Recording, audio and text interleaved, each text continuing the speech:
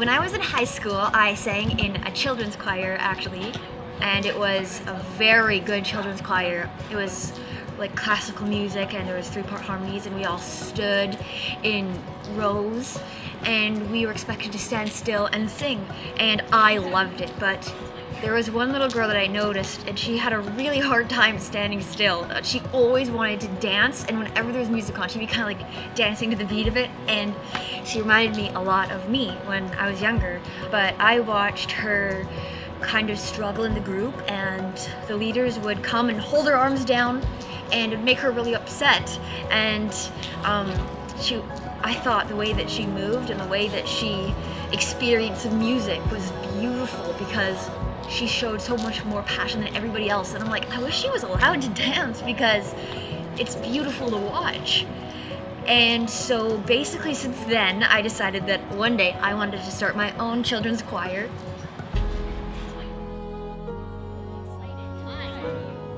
How are you guys feeling? Excited? Terrified. Potato. Are you nervous? Yes. 3, 2, 1, we are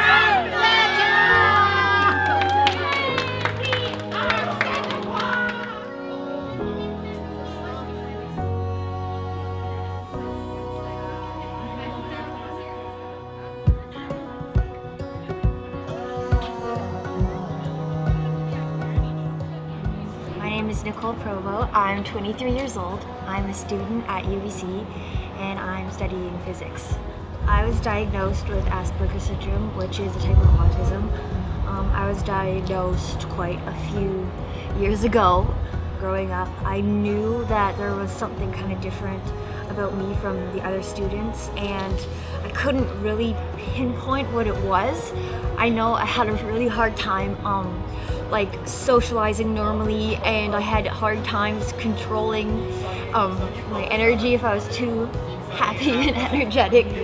This idea of advocacy for autism and helping kids and stuff was really weighing on my mind a lot. And then I just decided that I'll amuse myself by pursuing it.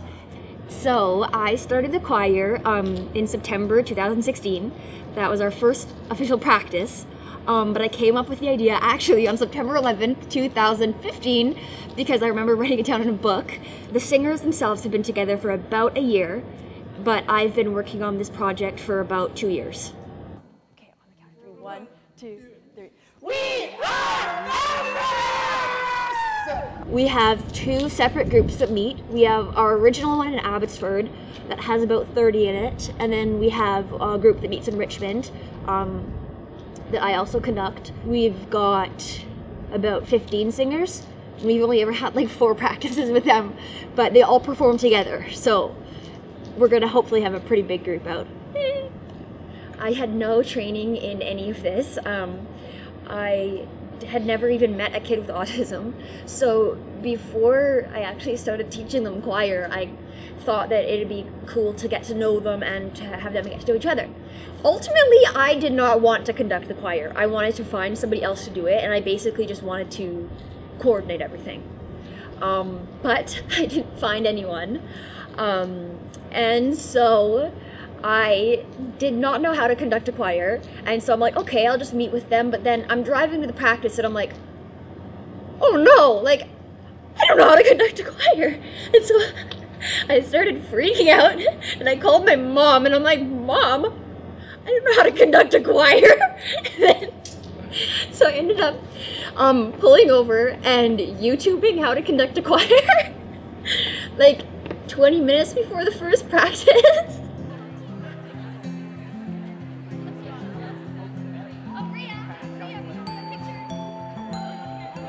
Natalie became a member in last January, so she's been about half a year with us, and in the time that she's been with us, she has changed and grown so much. It's like she was born to be on stage, but she's an amazing performer, she's an amazing singer. I think the day that she joined was the day that our choir started sounding like an actual choir. But the thing that I admire most about her is that she is so affectionate towards the choir members, and she's so non-judgmental.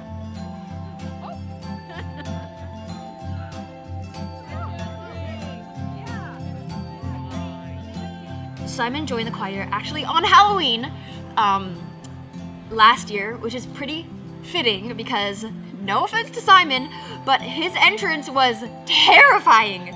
Simon, the first thing he did when he entered the room was he kicked his shoes off, one hit the ceiling and one hit me in the stomach, and he ran up to me and yelled, "I have an IQ of 168! And I'm like, oh my God!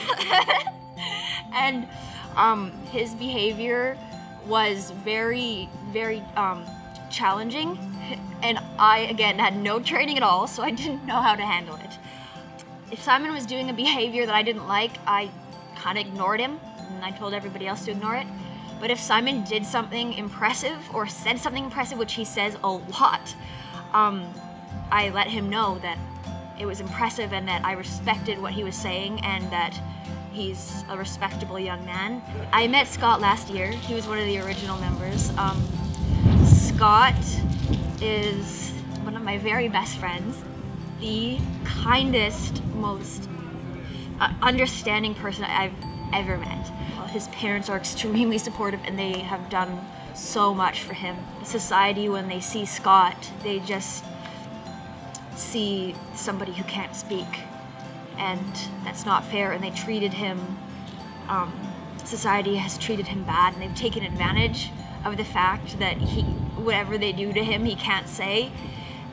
He worked so hard, and by December, believe it or not, he was able to say more words than he's ever been able to say in his life, because he finally had people he wanted to talk to. There's nothing wrong with Scott, and there's everything right with Scott. It's just his brain is different.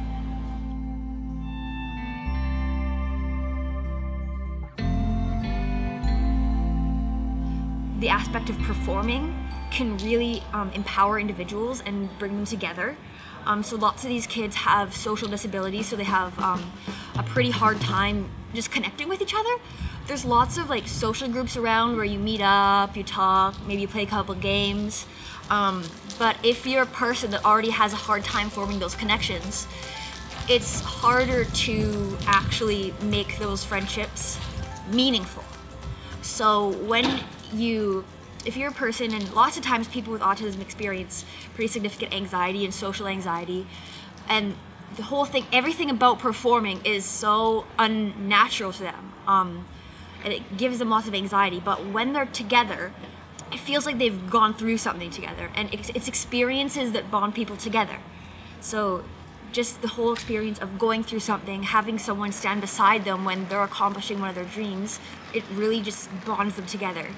We went from the choir not existing in 1 year to the following year it exists.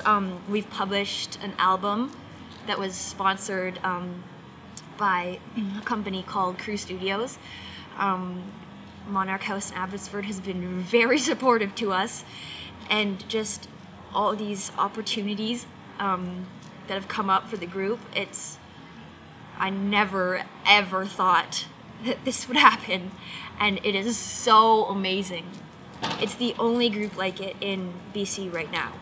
The only group of this caliber in BC that accommodates kids with challenges this significant.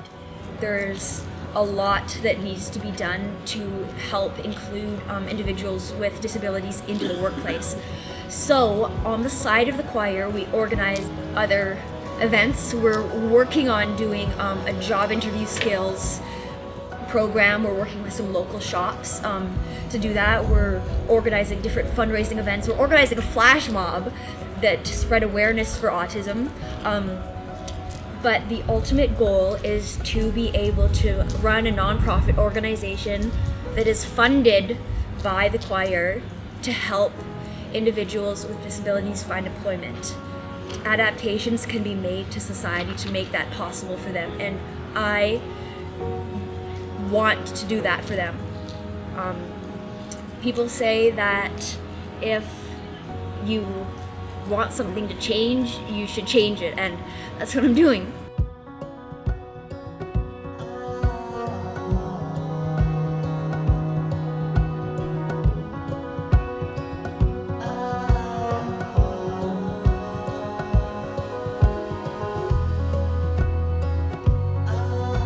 word Mayday kind of reminds me of chaos, like organized chaos, which is totally describes those kids. They are hyper, and if you were to watch one of our practices, they look completely chaotic, and there's so much going on.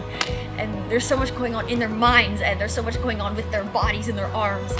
And it's organized chaos because there's so few opportunities and resources available for individuals with neurodiversities that it's almost in a state of urgency.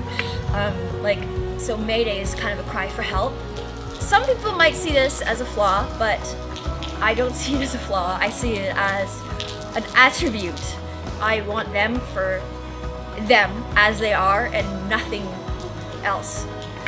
And that's why I chose to start a group for kids with diversities versus a group for kids who are able to stand still, because I wanted to, and I love it.